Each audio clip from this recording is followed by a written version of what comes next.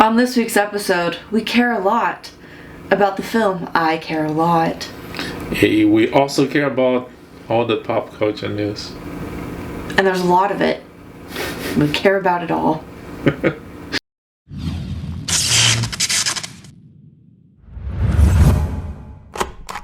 I care about you. I care a lot about you. Yeah. This week we saw Netflix movie I Care a Lot. Mm-hmm. Starring the great Rosamund Pike.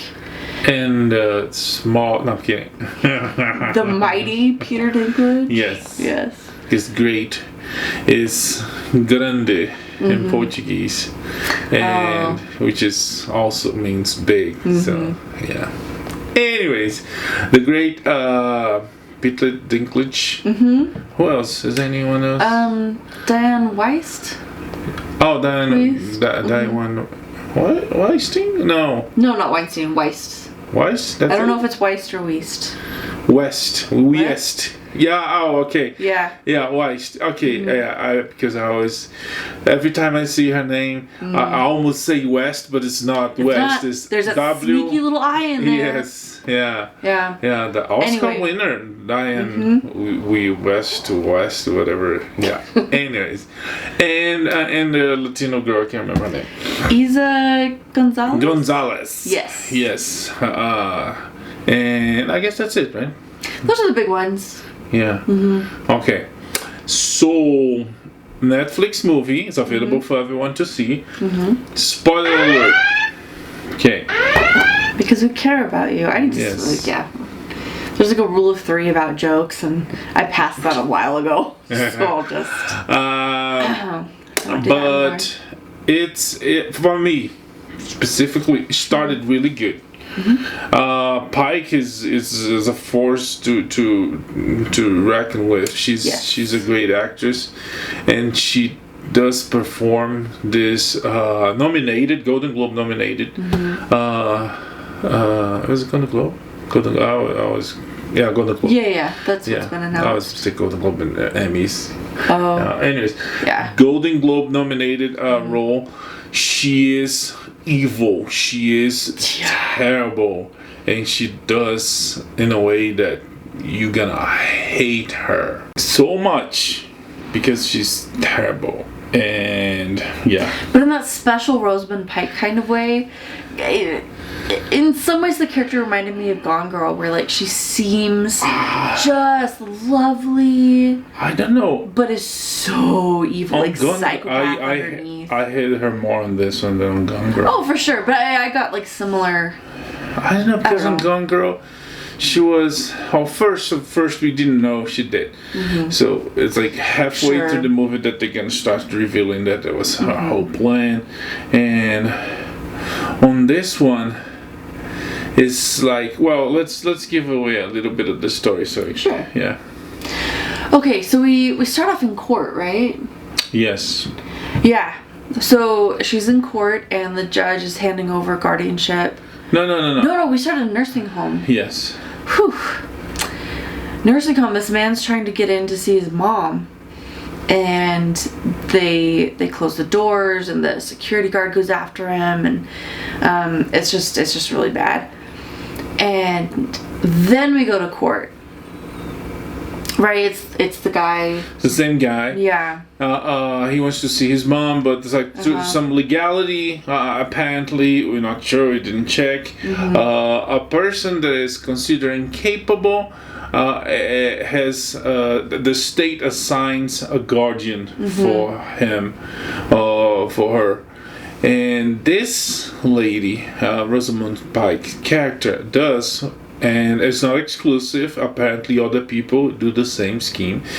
She, with help of doctors and a person that investigates and finds specific targets, she grabs old people from the system, and from the system, I mean, from she finds an old person and with the help of the doctor, consider that person incapable. And that person has no family, no friends. Yeah.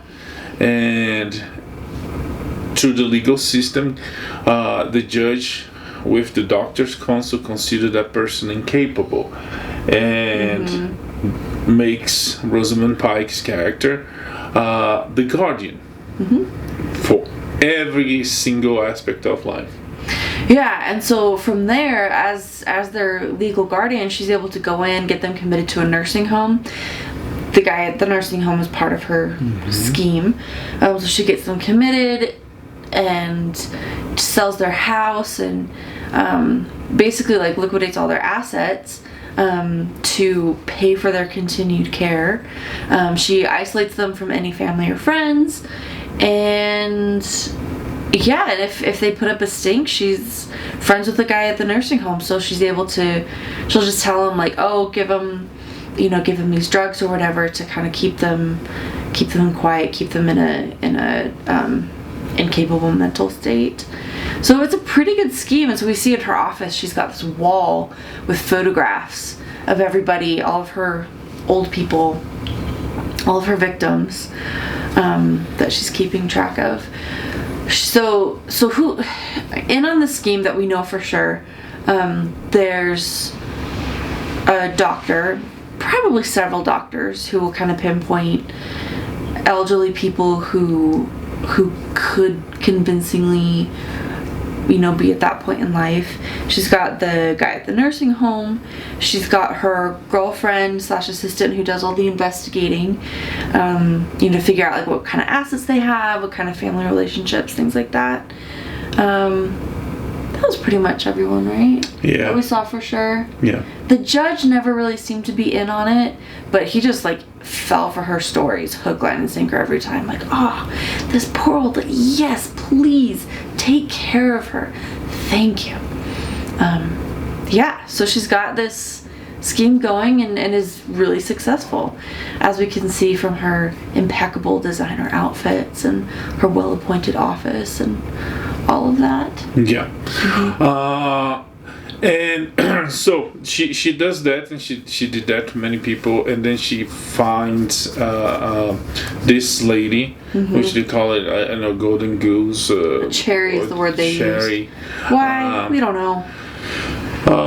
This rich, she has money, old lady, lives by herself, apparently has no family, is retired from her job, so has no contact with any former employers or co-workers, and has a routine but has no friends. And so, okay, let's get this woman. And besides the fact that she's old, she's very sane. She has no issues on walking, on communicating. She's by the little we see of the character, she seems to be an intelligent person, and that's why some flaws on this whole scheme narrative writing comes, because when she comes to get this person, she comes with the police, with the court order, and the old lady just follows her, doesn't call a lawyer, doesn't call anyone, and goes. But anyways, following the narrative, she goes with this with Rosamund Pike's character, and this is the old lady is Diane W. Yes. Diane W. Yeah. And takes her straight to the nursing home. Meanwhile, the assistant of Rosamund Pike goes inside the house and starts cataloging everything to sell, changing, painting the house, renovating. So she takes her to the nursing home, take her phone, and basically lock her down and prepare the house. Yeah, so she's locked down, she's on like antipsychotics, the house, the assets are all getting liquidated. It's a really fast process. As they're doing this, Rosamund Pike finds a key to a safety deposit box, so she opens it, goes to the bank and opens it and finds a little bag of diamonds, and it turns out to be like 10 million worth. $10 million worth of diamonds. So they're feeling like, oh my gosh, like this is the best thing that ever happened to us. Life is great. Don't we have the best job? They're really enjoying themselves. But what happens? Everything is fine. The scheme worked properly, like it did with many other people. But on the next day or so, a cab stops to get the character of Diane West to take her somewhere, and she's not there. And there's a for sale sign at the house, and strangers are painting. And he's like really intrigued by what's going on. And the assistant is inside the house, and she's like, oh, she doesn't live here anymore. And then he's like, oh, okay, and he leaves. And he's like weirdly upset about it. And she's like, who are you? Who sent you? And he doesn't say anything, and he moves. So he goes to his boss, and they find out that he's working for Peter Dinklage character, who's a mobster. Like he's Russian mafia boss, and wants that lady to come to see him. And apparently we learn later in the movie that every 8th of the month, every specific day of the month, they meet, and he gets upset. It's like, nope, find her, get her. You know. We eventually find out that the lady that they took is his mom, and Rosamund Pike and her team got the wrong lady. It's like they shouldn't get that person. Her identity was fake. The assets, the money, that was all real, but it didn't come from a cute little old lady working finance for years and retiring in this pleasant neighborhood. No. She is the mother of this big time mafia boss. So fake identity, all this other stuff, and now our Russian mafia friend Peter Dinklage is unleashing everything he can to rescue his mom. And so now we have like this great combat, like two bad guys fighting, and it's great. And for me, that's where the issues rely. It's two bad guys, but his level of badness it's different than her. She works using the law. She works using the system. He's a criminal, so he has guns, so he has tough guys. And every time he tries to get his mom out of the house, of the nursing home, or killing Rosamund Pike's character and her girlfriend assistant, he fails. He fails like pathetically. I think. Okay, this is the part where I was getting sleepy, so don't totally take my word for it. But at one point they mentioned that part of why nobody knew he existed was that he had faked his death early. Like, he had his brother, and everybody thought that the two of them had died together, but they didn't. And so he's saying, he kind of has to stay out of the public eye, which is why he's meeting his mom in a parking garage and stuff, I think. And he's very anxious about keeping things legal and above board. He's trying really hard to. He's still a super shady, violent, evil guy, but I think he's very anxious to not leave much of a footprint. Maybe, I don't know. But you're right. It seems like a little much. If you count when he sent bad guys to the nursing home to get his mom, and trying to kill both of the female villain characters, antagonists, the other characters, he fails 3 out of 3. And more than that, that's true. They plot revenge on him. They get him naked, throw him in the woods, and then the police found him, take to the hospital, and then she makes sure that he's considered incapable, so she becomes his guardian. And I was like, yeah, it was fun, it was interesting, but it was it went up and then I think. Yeah. I thought the movie was gonna end there. They But do all the revenge, all the things the girls do to him at the end. It was like, oh, like, I don't know, lucky, clever. It's like there's no force involved. There's no guns. They do use a taser on some characters, but it looks pretty easy for them. They did have a lot of luck on their side. But yeah, that's a good point. But karma is a fish, and at the end, after she does all that, she cuts a deal with him. Yeah, so he says, "Look, you're brilliant. Yeah, let's work together. So I will fund you, and we're gonna take this guardianship thing like nationwide." And so she turns into a huge franchise and is seen as like this sort of Mother Teresa to the elderly, and it's like she ends up with like all these other, like, training all these people to be guardians and funneling all these assets up her, anyway, makes it a huge deal, gets like magazine covers and interviews and all this, and people are saying, "Oh, you do such wonderful work, you're so important, la la la." She's wearing like a white suit in this last interview that we see her in, and just very charming smile, and boy, isn't she great. She just cares so much. And then that fish comes. So the guy that was trying to visit his mom in the beginning of the film, and it was like legally stopped by this evil witch of the legal system, he shot her dead. So she it's like as soon as she gets to the top, she's coming out of a TV station where she's giving an interview, and she's about to jump in her like really fancy car with her assistant, and she got shot and dies. So yeah, at least the very end was like, okay, at least it's not a perfect villain. I don't know. It's still. I mean, it was like, okay, at least she died.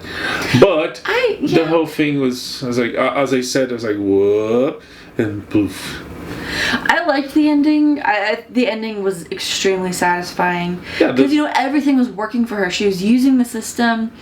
Everything she did was like technically sort of legal, and she did have a lot of luck on her side too, and it was like so frustrating and maddening to see like she couldn't be stopped, and then this nobody just walked up to her and shot her and took her down, and I just thought that was satisfying. Like, no, that was good. Yeah, the how she got there was everything is like super close. She escapes when he tried to kill her, like by this little. The girlfriend escapes by this little. Is always like yeah. Anyways, I care a lot. I don't know if you do care to watch this movie, but it's on Netflix. Rosamund Pike, nominated for Golden Globes, and it's interesting. It's I enjoyed it. Whatever the problems are with plot, her performance alone, but then Peter Dinklage too. It was good. Yeah, and that's the thing. That's the thing. One of my disappointments was like Peter Dinklage. I thought he would be like the ultimate bad mobster, big boss, big mafia guy, and they feel like almost to the pastiche comedy level. I was like, really? Come on. Anyway, yeah, you should watch it if you're not happy with whatever we already said. If you don't care about spoilers, it's on Netflix, and yeah. All right. We also saw the new Superman and Lois on CW. Yeah. And it was good. It was good. I was pleasantly surprised. First of all, the production value of the first episode was it was beautiful. Off the charts. Yeah, it was gorgeous. Cinematic even. Yeah. So, well done on that aspect alone. Yeah. Quick thing about the plot. It takes place several years after Superman is Superman, and Lois knows it, and they are married, and they have kids, and the kids are teenagers. Yeah, so they're 14. They're just starting high school. So, and they move back to Kansas. That looks like Kansas. And the series is gonna follow them raising those kids. So it's like Smallville 2.0 sort of, but this time with Men of Steel to teach. Or should we say the Dad of Steel? Boys of Steel. Oh boy, we don't know. Anyways, at least one of the sons we know has powers. Yeah. I'm not sure about the other one. Because he wears a red sweater. Yeah, it's the big giveaway. Yeah. Also, he's the one who looks more like his dad. He's got the dark hair. And he's shy. He's like, oh, Lena. But he kissed a girl in the very first episode, so. It's true. Way to go, kid. But she has a boyfriend, so it became Karate Kid, kind of. Hey, why are you kissing my girl? Yeah. No, it's fun. It's good. The show had like a huge number of people watching. 1.75 million viewers. Yeah, wow. And Superman brings it home. And it was like the best of CW since, I don't know, last 2 or 3 years. I would agree with that. Yeah, and the cast is competent, it's good, and ends with a plot twist because there's this new bad guy, and he ends up going to a ship, and we don't know who it is, but the ship calls him Captain Luthor. What? So yeah. So they set up a couple bad guys. There's like this mysterious billionaire who's like buying out Smallville. Why? We don't know, but not for good reason. Yeah. And then we've got Captain Luthor plus the coming of age challenges of the kids and their struggles as parents. So in a lot of ways it is a lot like Smallville. Yeah, no, definitely. Yeah. But in like really good ways. Yeah. Not like derivative ways. I don't know if their theme song will be as good though. We'll see.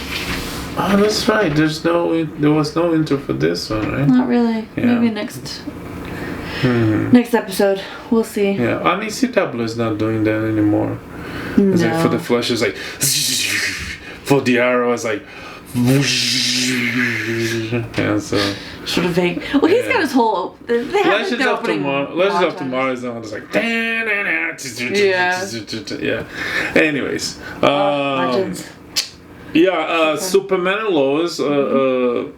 It's on CW every Tuesday, and if you didn't see the first episode, it's free on CW app or website. Yes, and definitely worth your time. Okay, Snyder Cut. We are less than a month away. Yeah. March 18th is when it's released. Less than half a month, Yeah, this is very exciting. Yeah, and we saw the trailer. Did you talk about the trailer last week? I think so. Yeah, so what are we talking about today? Just that Snyder apparently worked for free on it? Oh, yeah.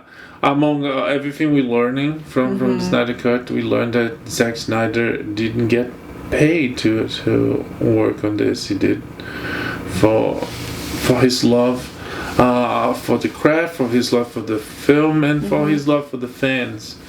You know, this is a fan base that not only fought for it and got it, but they also used their power to raise a lot of money for a good cause. A cause that is really dear and near to him. There's suicide prevention. As you know, he lost a daughter for suicide, and that's why he left the film. So the fans fought for the film and fought for this cause. And so he didn't get paid, and kudos to him. But he's not stopped working. He's still making his money. He's still in the business. We just saw the trailer for The Army of Dead for Netflix that he directed, and it looks good. It does. Yeah, zombies, Las Vegas, Zack Snyder. Yeah, Dave Bautista's on. Yes. Yeah. There wasn't really a lot, like, plot-wise or anything in the trailer. I mean, zombie It was movies, actually the plot is to survive. Well, yeah. Yeah. But I mean, it was a nice trailer. It was like, hey, here's the theme of the film. Yeah. Why don't you come watch the film to find out? Yeah. So, yeah. Zack Snyder. Yeah. So, yeah, Justice League coming soon. And, yeah, we're excited. Okay, there's been some new casting for Supergirl. Oh, that's right. The director of The Flash announced... Movie. Yeah, the Flash, the new movie, announced Sasha Ale as the new Supergirl for the movie. And I did a little research. She was on one of the big soap operas. I can't remember the names now. Days of Our Lives? Days of Our Lives, Young and the Restless. Some of those. So she did that. And yeah, we'll see. Yeah, I don't know. Okay then. She's a brunette. I think she's a Latina, and we don't know. Some people say, oh, it's like they shouldn't dye her hair. I was like, I don't know. The character's blonde, so they should. But. Yeah. But the Flash will deal with the multiverse, so maybe she's in a multiverse that's I don't know. Yeah, the only thing we know is that she's gonna be on, and we also don't know how long she's gonna be on the movie. Maybe it's like 3 seconds. It's true. This movie is getting pretty big. Yeah. But not complaining. Batman alone, we're gonna have what at least 2. Yeah. We're gonna see Affleck, Keaton. We might see Pattinson. Who knows? Because it's multiverse, so we might see in some monitor. Yeah. Well, we will see. In the meantime, Patty Jenkins has confirmed another Wonder Woman spinoff dedicated to the Amazons. Yeah. So there's a lot of backstories there that they've kind of hinted at and alluded to in the movies already, and I guess they're just gonna get some more screen time. The Amazons, you know, Jeff Bezos and all the other Amazons. No, the nice Amazons. Not nice. That's the wrong word for them. But anyway, okay. What else for DC? Blue Beetle had a movie announced for. The Jamie Arroyo, I can't remember his name, the character, the Latino version of Blue Beetle, and yeah, it's gonna be interesting. Yeah, he hasn't really gotten any like live action screen time, so I'm excited about this because Blue Beetle, we've seen him in animations, like different versions of the character, but one that I can think of. But anyway, yeah, it'll be nice to see him on screen, like live action. Yeah. Okay. It's a movie, right? It's not a show. I think so. Okay. Yeah. Film. That implies a movie.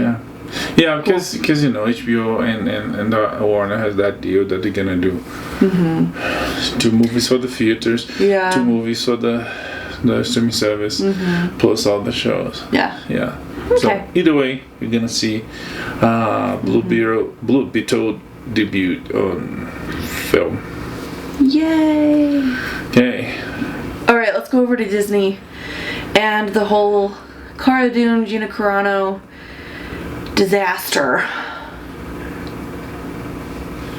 Yeah. Thoughts? Disney fired her. Did you talk about this? I think we did talk about that, but I guess just developing from there, they've confirmed they're not going to recast the character, which I feel like is a no-brainer. Like, that would be such a dumb move to recast her. They could just let it go. It would be unnecessary because I mean, with good writers and you can create a new character and forget about her. You know, like, the universe is big. They don't have to go back to that planet. They don't. Technically, they don't have to go back to those people at all because one of the original plans or ideas was that the series would be anthologically following different Mandalorians throughout the season. So 2 seasons for this guy and maybe 2 seasons for the other guy. We're already gonna have one pseudo season for Boba Fett. Yeah. So yeah. Honestly, I wouldn't be like we've wrapped up really nicely. Yeah. The Grogu story. It's so. And Grogu's really what kind of bound all these people together. Mm-hmm. Like they weren't there for Mando; they were there for Grogu. Yeah. And so that's taken care of. I would not be upset if we just like shifted over to Bo-Katan, like because Boba's getting his miniseries, and I feel like that's all that needs. And we can kind of shift to Bo-Katan and maybe still some Moff Gideon and taking Mandalore. I think that'd be a nice direction. Yeah, and it's girl power. It's a good opportunity to empower a girl character with her story now. Since before Grogu, Mando's story was about being a Mandalorian, being a mercenary, a bounty hunter, hunting bounties. It's like, so yeah. Oh. Well. So yeah. And meanwhile, Gina Carano is successfully making deals with the Daily Wire for the movie, and some fun facts about how that is. First of all, she found out that she was fired through the news. They never called her. But one other classy move. Interesting thing is her merchandise, posters, shirts, action figures, Funko Pops, skyrocketing prices. So fans that don't want to lose that, because Disney's trying to take that off the shelves, but also fans in support of her, and her character, like even if whatever beef you have with Gina Carano, like the character was maybe not crucial to the show, but it was, I thought, kind of exciting to see and fleshed out this whole idea of like a rebel, like a veteran of the Rebel Alliance who was from Alderaan and like had the tear and all that, her backstory and who she was. It was cool, and it's a shame to see that go. Yeah, anyways. There have been rumors about Pedro Pascal quitting over this, but it seems like those are just rumors. He's had his own issues with Disney, but it doesn't seem like he's leaving yet. I mean, so calm down. He is big and popular out there. He's going to be on HBO, The Last of Us. And I think the Rodriguez is going to do a sequel for, what's a kids show? We Heroes. We Can Be Heroes. We Can Be Heroes. He was involved. Also, he's going to do a reboot, remake, sequel for Lava Shark Boy and Girl something. Lava Girl. So, and he's big, so he has choices. But so far so good. The show will come back. We don't know what they're gonna touch. It's different. It's definitely tough act to follow, because the way they ended last season was, I would be happy if they would never do anything. They finished so greatly that to follow that with something mediocre would be terrible, tragic. But the guys behind all that, they are talented, they're good. So, they are.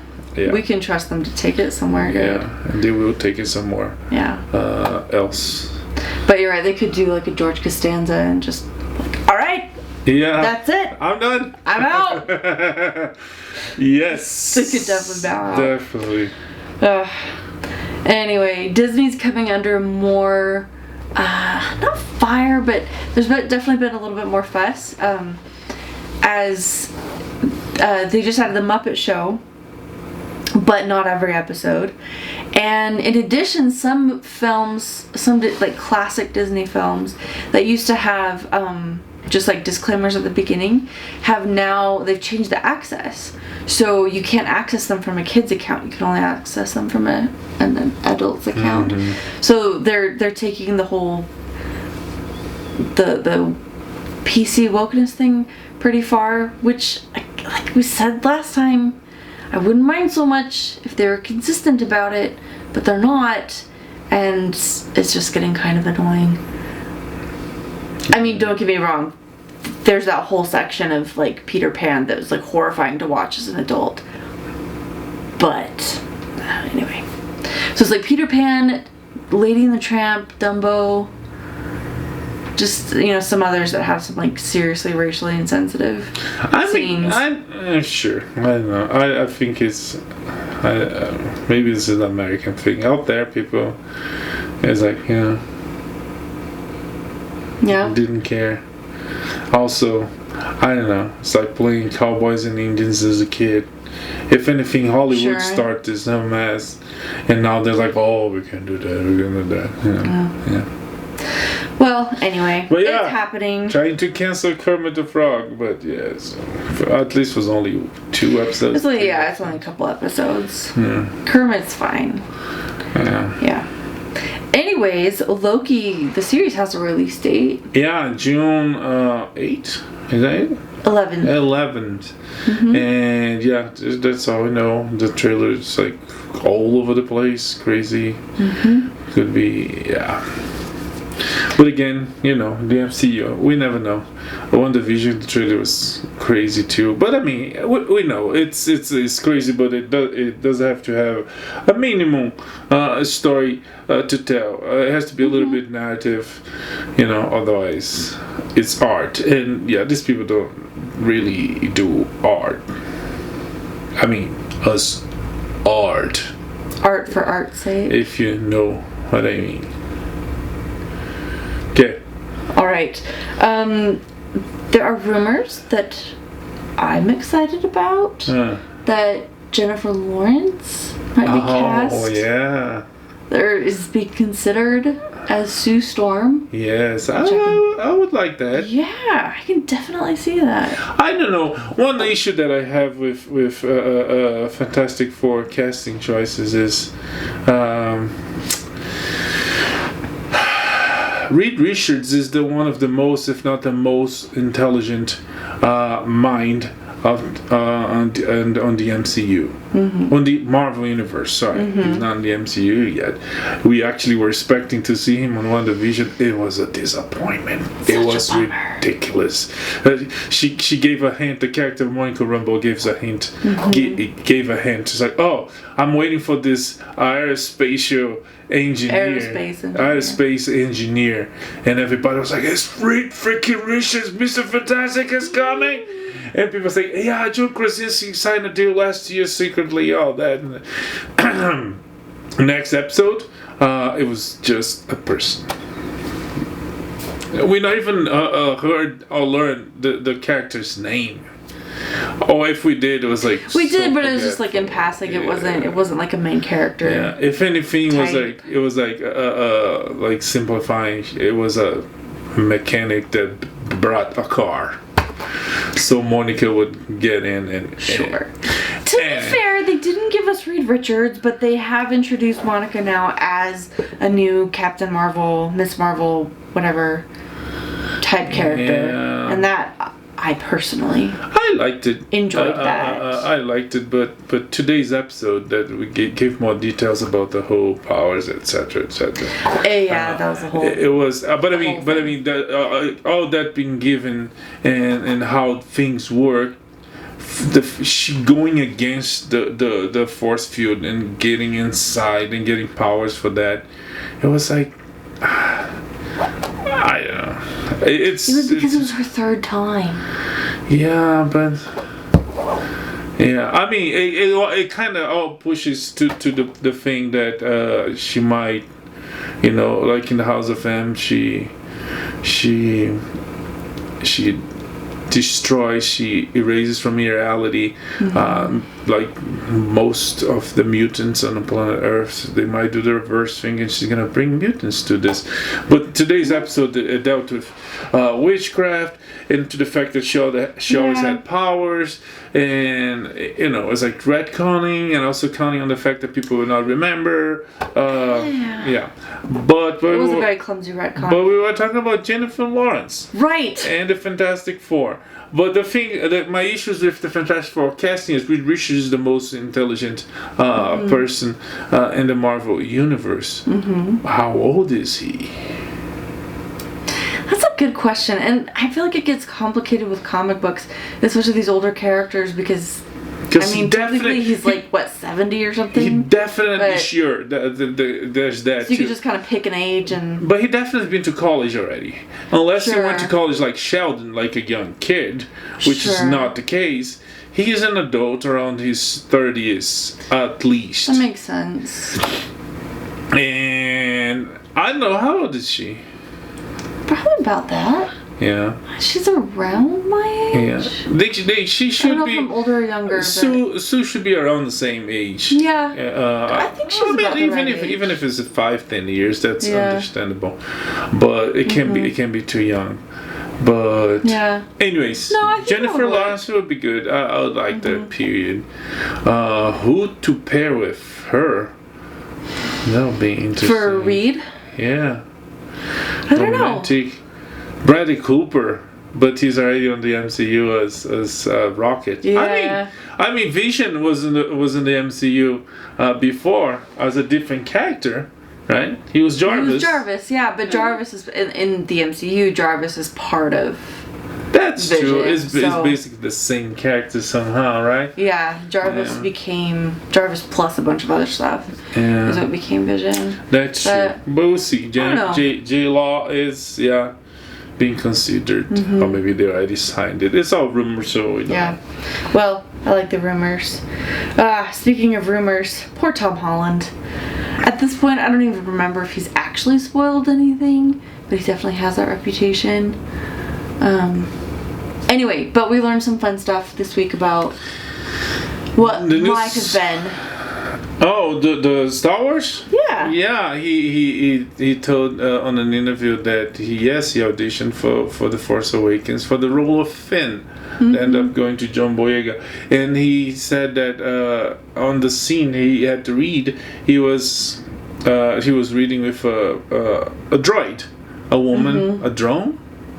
A woman in a drone, something like that, I can't remember. But it would be a droid in the movie. And he said he couldn't stop laughing. So JJ and the rest of the people in the room say, thanks. We call you. They never called him. Yeah. And so he had to go home. Yeah. Speaking of home. Oh, speaking of home. You like that? Yeah. Real smooth. Spider-Man a home trilogy, whatever. Yeah. The beginning of the week, the 3 different actors on their own Instagrams published 2 different names for the new Spider-Man movie. One was Home Wreck. I can't remember. It was fake. On the 4th day, they finally published the title for the new Spider-Man movie. It's gonna be Spider-Man No Way Home. So I don't know. Maybe he's gonna fall in some Spider-Verse Earth and never come back. And one of the images, like a poster or something we saw, there was like this red haze over the earth. That's very fan art. Oh, okay. So it's not. It got me excited. Like, it is are we like tying into like the WandaVision thing? Yes. Like, the expansion of the Hex, because that would be cool. But if it's that's why I art, posted, because I thought it was pretty cool. He's like on a sword ship, looking Earth being devoured by this red glow. Yeah. Oh well. No Way Home. And here's hoping that this is actually a Spider-Man movie and not another Iron if Man anything, movie. this wouldn't be nothing like a Spider-Man movie, because it's gonna deal with the multiverse. It's gonna deal with Doctor Strange and the other Spider-Mans, and it's it's gonna be a Spider-Man movie like Civil War was Captain America movie. You know, not a Captain Not America a Captain movie. America movie. No, it's Spider-Man movie. Yeah, I always forget that that's technically his. Yeah. Anyway, one last thing for Disney before we move on to Netflix. Mena Massoud, who we know from Aladdin, had the titular role of Aladdin in the hit musical Aladdin. Anyway, it looks like he's going to be bringing Ezra to life, right? Ezra? Yeah, as a bridger for the live action, wherever Ezra will show up in the Ahsoka show, in the Mandalorian show, and I don't know where. But either way, I think that's a good call. He looks the part. Yeah, I think he's old enough. Yeah. Yeah. Okay, we approve. Cool. All right, let's go to Netflix. Tim Burton is doing a spin-off, an Addams Family spin-off, right? Yeah, Wednesday Addams show. Okay. Yeah. Cool. Amanda brought. Was he behind the original? No, he wasn't. I don't think so. It's definitely his kind of brand, though. I think one was Zemeckis. The other one I can't remember. I don't know. Either way. I actually haven't seen either of them. Yeah. I've seen some episodes of like the OG TV show. There's several shows. It's fun. Let's see, we already talked about Army of the Dead, but another fun trailer we saw for a Netflix film is Filmer series, Shadow and Bone. It's a series. It's a series. Based on a series of books that we didn't read. And we might not read before the show. I swear we're literate. Yeah. But it's they just make content faster than I can read it. But it's fantasy. It's fiction fantasy. Call it what you want. And Netflix is planning to make like their own Game of Thrones out of this. Yeah. It is visually interesting, and the trailer gives away a little bit of the characters. There's like this girl choosing one, bearer of light, and this guy that is intrigued by her, is gonna use her, gonna help her, who knows. I feel like he's gonna be a bad guy just because he's this movie was. He's always a bad guy, so. Yeah, he's like handsome and pretty and everything, but yeah, he always ends up being a bad guy in disguise. But not a very good disguise because we know he's a bad guy. Anyway, it looks cool and fun. Interesting theory about Cobra Kai. Oh. Would you like to share? What's the bucket? June. Hilary Swank. Oh yeah. Hilary Swank's character, that was the second Karate Kid on Karate Kid, the new Karate Kid. I think that's what the movie called. When Miyagi moves to, I think it's Boston, and how this girl, and very similar but very different. And so this new Karate Kid would be the mother of. What's a bucket? The character, the girl? Tori's mom. That we heard behind doors. But we didn't see her. Which I think is a stretch, because for that girl from the new Karate Kid, that was like a bad girl. She was rebel. And then her character evolves throughout the movie, and she becomes a good girl, following Miyagi, learning from him. And for her to go from that down to live in LA in the slums, drug addicted, I don't know. She's not drug addicted. She has cancer. She has cancer. I think. Okay. Yeah. Okay. But either way, like it's a major fall. Like to be so in such a bad situation that your 16-year-old daughter has to provide for your family. Yeah. Like that's pretty bad. It's like, yeah.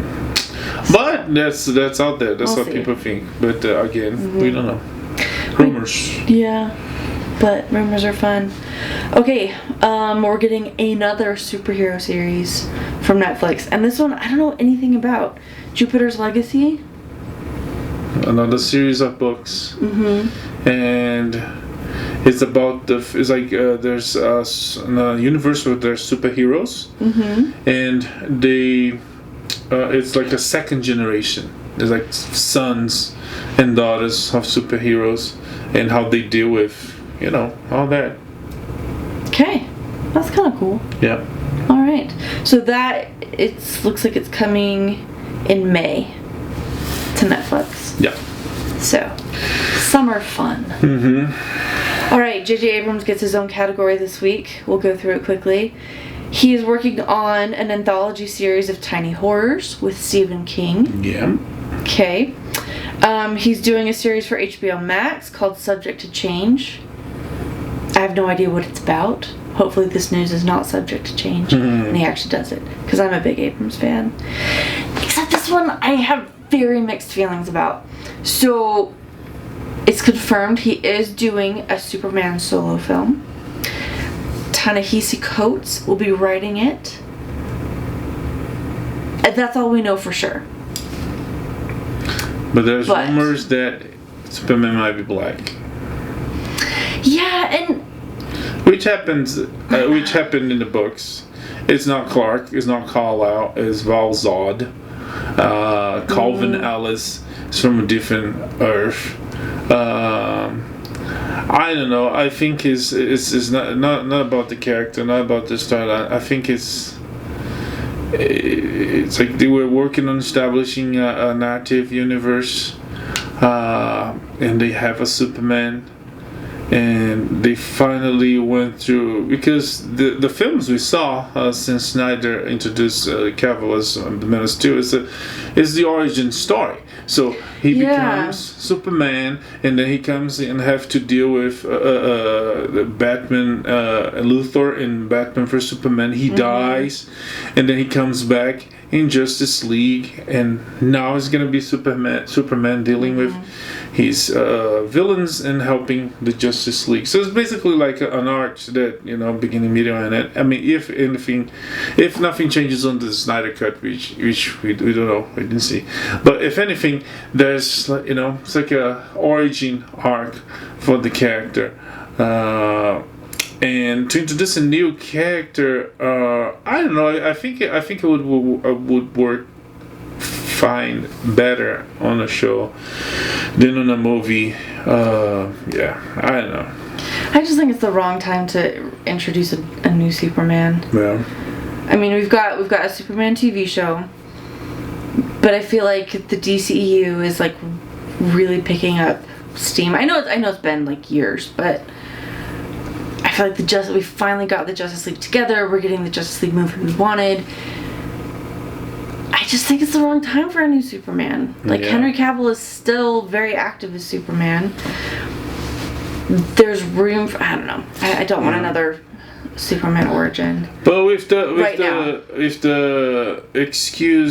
multiverse excuse, Warner is doing this stupid thing again. They did it with Batman. This coming from the Batman. Oh, we had Affleck as a great Batman, I suppose. And Affleck was like he was supposed to write and direct a movie, but anyways. Yeah. Well, we'll see. Yeah.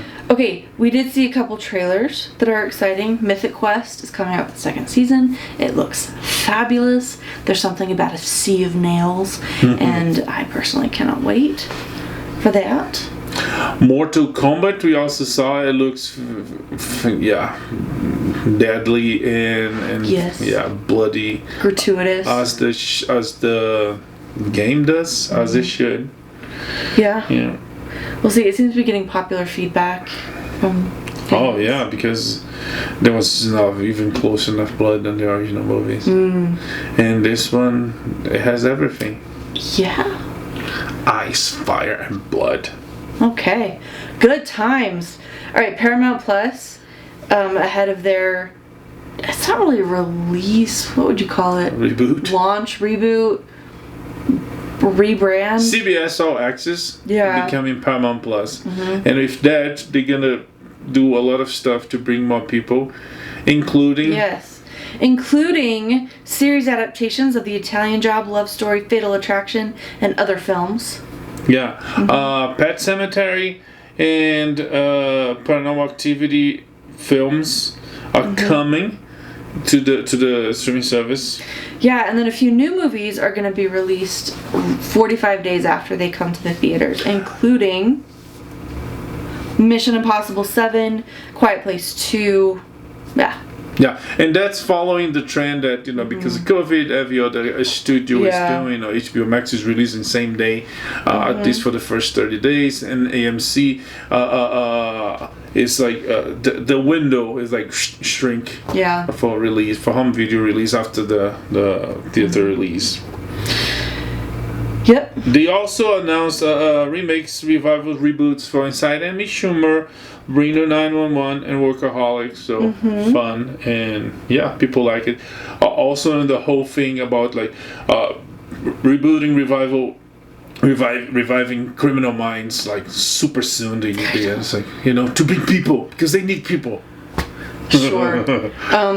Kelsey Grammer's coming back for Frasier revival, so that'll be delightful. Yeah. Unnecessary, but delightful. Star Trek Prodigy is coming, and this is exciting to me that Nickelodeon content is going to be on Paramount Plus, including, oh boy, big news. The creators of Avatar: The Last Airbender, so this is Michael DiMartino and Brian Cunningham, I don't know how to say his last name. Either way, Nickelodeon has given them their own production company. Peter James de Alman Cristo. Yeah, it's not that, but sure. Anyway, Avatar Studios it's officially created, and it's in their wonderful, extremely capable hands.